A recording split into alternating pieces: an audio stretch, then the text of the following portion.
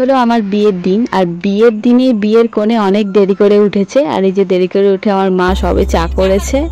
মা অনেকক্ষণ চা খেয়েছে, এটা নিয়ে হয়তো দুবার চা খাওয়া। তো এই যে আমিও শুধুমাত্র চা খাচ্ছি, কারণ আজ তো আমার উপোস, আজ আমার বিয়ে। আমি কোনোদিনই নাইটি পরে ক্যামেরার সামনে আসি না, কিন্তু আজকে যেহেতু আমার বিয়ের দিন আর সবে মাত্র ঘুম থেকে উঠেছি, ওই কারণে আমি নাইটি পরে চাটা খেয়ে নিচ্ছি। তারপর আমি রেডি হব হলুদের জন্য, হলুদের ফটোশ্যুটের জন্য। তারপর তো হলুদের শাড়ি বরের বাড়ি থেকে আসবে, তারপর আমি পরে নেবো। আর এদিকে আমার বিয়ে উপলক্ষে বললাম না অনেক দেরি হয়ে গেছে, তো এই দিদারা সবাই চলে এসেছে আমার বিয়ের কাজকর্ম করার জন্য। আর এদিকে সব জোগাড় করবে, বরণডালা গুছাবে, গুছিয়ে আগ আনতে যাবে, অনেক কাজ আছে। তো বাঙালি বিয়ের যেরকম রিচুয়ালস হয় সেই সব রিচুয়ালস আমার বিয়েতে করা হবে। আর এদিকে আমি যতক্ষণ না স্নান করতে পারবো ততক্ষণ তো আমি আমার ভলুকে চান করাতে পারবো না। তো ওই কারণে আমি আমার এই ভাইকে বলেছিলাম, যে আমার মেহেন্দি করেছিল, তো ওই ভাইকে বলেছিলাম আমার গোপালকে একটু স্নান করিয়ে দেওয়ার জন্য আর বাড়ির পুজোটা করে দেওয়ার জন্য। তো এই যে ওর পুজো আর স্নান যতক্ষণ না হবে ততক্ষণ আমি সাজবো না।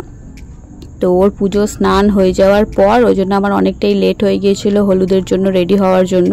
আর সব কিছু এত তাড়াতাড়ি হয়ে গেছে এই দিনের মধ্যে, যে এত তাড়াহুড়োর মধ্যে ঠিকঠাকভাবে সব কিছু কমপ্লিটই হয়নি। আর এদিকে এই যে দিদা বসে গেছে বরণডালা সব কিছু রেডি করার জন্য। আর এদিকে বিয়ের সামগ্রী সব কিছু জোগাড় হচ্ছে। আর এটা আগ ঠাকুর আনতে যাচ্ছে, যেটাকে শ্রী বলে অনেকে। তো তোমাদের ওখানে কে কী বলো আমাকে কমেন্ট করে জানিও। তো এই যে শ্রী আনতে যাওয়া হচ্ছে।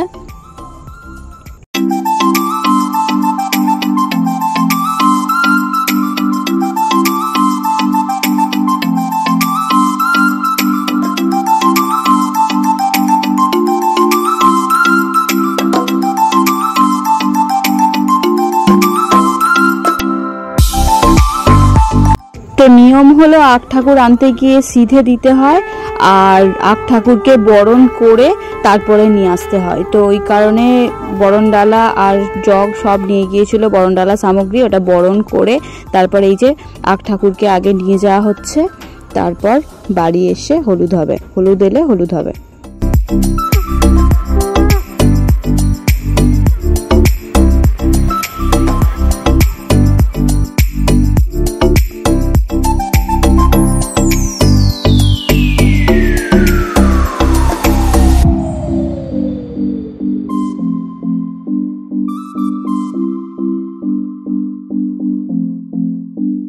তো এই যে ওরা ঠাকুর আনতে গেছে আর আমি রেডি হচ্ছি হলুদের জন্য, একটু মেকআপ করছি সামথিং। তো আমি নিজের মেকআপ আর্টিস্ট, তো দেখলে মেকআপ আর্টিস্ট আমার জিনিস দিয়েই মেকআপ করবে। তো ওই কারণে আমি যেটুকু পারি সেটুকুই সেজে গুজে মেকআপ করবো। আর এদিকে সবাই আমার সাথে দেখা করতে আসছে। এটা হলো একটা কাকিমা। আর এই যে হলুদের এই সাজ, এটা আমি নিজে কিনেছি, আমি ফটোশ্যুট করবো বলে। আর এদিকে মাসি এই গিফটটা দিল বিয়ের জন্য। এত মাসি পিসি থাকা সত্ত্বেও নিজের হাতে যে আমি সবটা গুছিয়েছি, আমি আর মা মিলে, নিজের ঘাড়ে নিজের বিয়ের দায়িত্ব থাকলে যা হয়। এখনো সেজে গুজে রেডি হতে পারিনি হলুদের জন্য। এদিকে সব আত্মীয় স্বজন আসা শুরু হয়ে গেছে আমাদের বাড়িতে। আমি হলুদের জন্য পুরোপুরি রেডি হতে না হতেই আমার বিয়ের জন্য হলুদের তত্ত্ব চলে এসছে আমার বরের বাড়ি থেকে। আর এই যে আমার বরের বাড়ির লোকজন, আমার জায়েরা সব।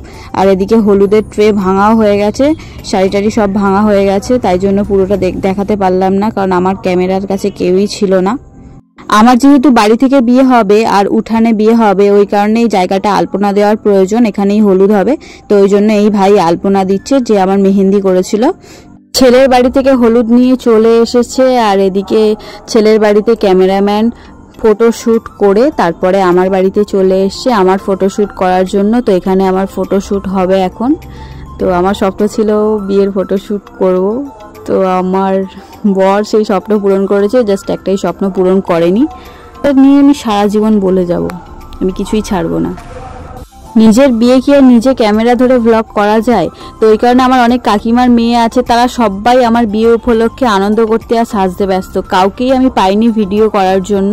তো ওই জন্য হলুদের, আমার যে হলুদ আসছে তার যে ভিডিও আমি করব, তো সেটার কিছুই পাইনি। এই যে এতক্ষণ পরে পিছনে যেগুলোকে দেখছো, এতক্ষণ পরে সেজে গুজে এসছে আমার ছবি তুলবে বলে, আমার সাথে ছবি তুলবে বলে। তো এইখানে ছবিগুলো খুব সুন্দর এসেছিল, কিন্তু বাগানে ছবি তুলবে না বলে এখানে একটু গন্ডগোল হয়ে গেছে। মা খুব বকাবকি করছিল, ওই জন্য আবার বাড়ি চলে গেছি। আর অলরেডি সকাল থেকে অনেকটাই লেটে চলছি, ওই কারণে 5 এও মিলে আলতা পরিয়ে দিতে হয়, এই জন্য এই দিদি আমাকে আলতা পরিয়ে দিচ্ছে। আলতা পরানোর পর আমার প্রথম হলুদ হবে। এখানে একটু ভিডিও আর ফটোশ্যুট হয়নি বলে আমার একটু রাগ হয়েছিল, ওই জন্য মুখটা একটু কেমন কেমন দেখতেই পাবে। নিজের বিয়ের সব দায়িত্ব নিজের ঘাড়ে থাকলে যা হয়, কোন দিক ছেড়ে কোন দিক সামলাবো আমি বুঝতে পারি না।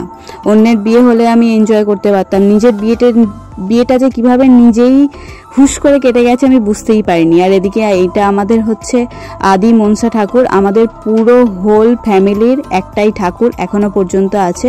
প্রত্যেকের বাড়িতে আলাদা আলাদা মনসা ঠাকুর আছে, কিন্তু আমাদের বাড়িতে এই একটাই ঠাকুর। তো এই কারণে আগে মনসা দেবীকে প্রণাম করতে হবে, আর বাড়ির বড়দের সবাইকে প্রণাম করে তারপর আমাদের গায়ে হলুদের নিয়ম। তো এই কারণে প্রণাম করতে গিয়েছিলাম, আর এদিকে বাড়ির বড়দের প্রণাম করা হয়ে যেতে এবার ফাইনালি বরের গায়ের হলুদের ছোঁয়া আমার গায়ে লাগছে। ফাইনালি দীর্ঘ 10 বছর অপেক্ষার পর, অনেক কষ্ট করার পর, এমনকি বিয়ের আগের দিন পর্যন্ত আমি শুনেছি আমি খারাপ, আমি অনেক কিছু শুনেছি বিয়ের আগে পর্যন্ত।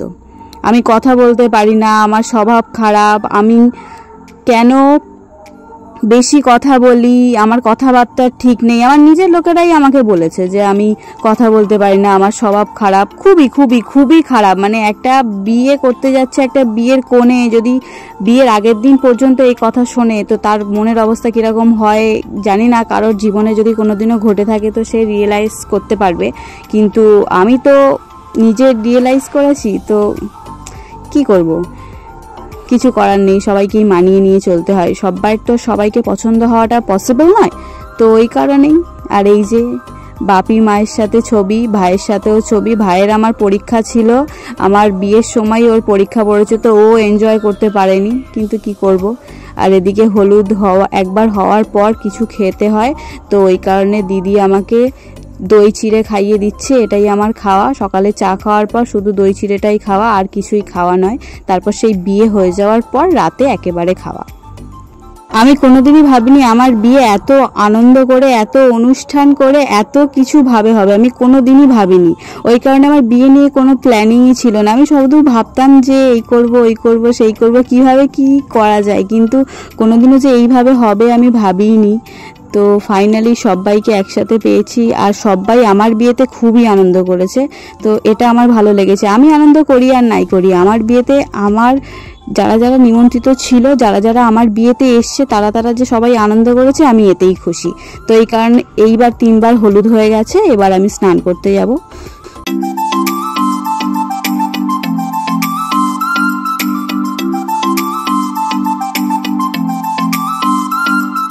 তো ফাইনালি মন খারাপ করে থাকলে তো আমার বিয়েটাই চলে যাবে, আমি বুঝতেই পারবো না। তো তারপরে মনটা একটু ঠিক হওয়ার পরে মনে পড়েছে আমার চশমা পরে ফটোশ্যুট হয়নি হলুদের, তো এই কারণে চশমাটা নিয়ে স্নান করতে যাচ্ছি। আর এই যে সবাই, মা কাকিমারা সবাই যাচ্ছে স্নান করাবার জন্য।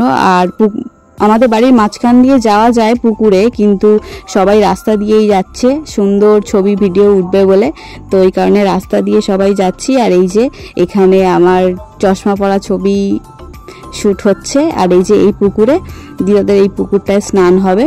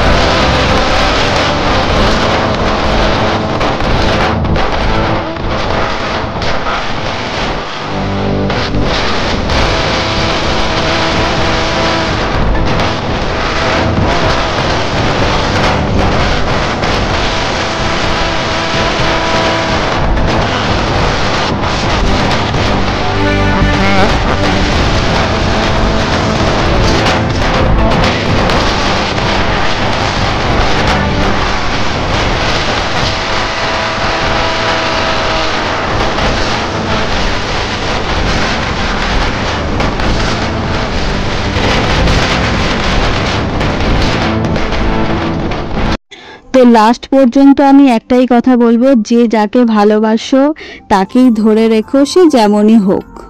শুধু মানুষটা সঠিক হলেই হবে, বাদবাকি দুনিয়া সব তোমার জন্য বদলে যাবে। যদি ভগবানের ওপর ভরসা রাখো তাহলে ভগবান সব ঠিক করে দেবে, যদি মানুষটা সঠিক হয়। মানুষটা যদি তোমাকে ভালোবেসে থাকে তাহলে অবশ্যই ভগবান তোমাদের দুজনকে মিলিয়ে দেবে, পুরো পরিবারকে সাথে নিয়ে।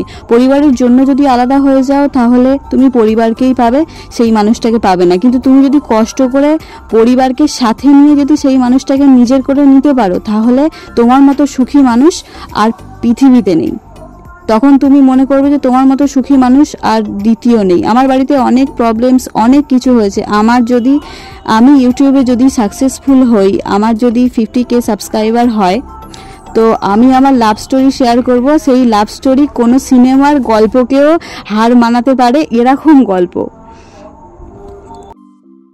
তো ফাইনালি দীর্ঘ 10 বছর পর আমরা এক হতে চলেছি, দুই পরিবারকে সাথে নিয়ে আমরা এক হতে চলেছি। তো আজকের মতো এই পর্যন্তই, দেখা হবে পরবর্তী আমার বিয়ের ভিডিওতে, রাতের ভিডিওতে। কত কথা বলে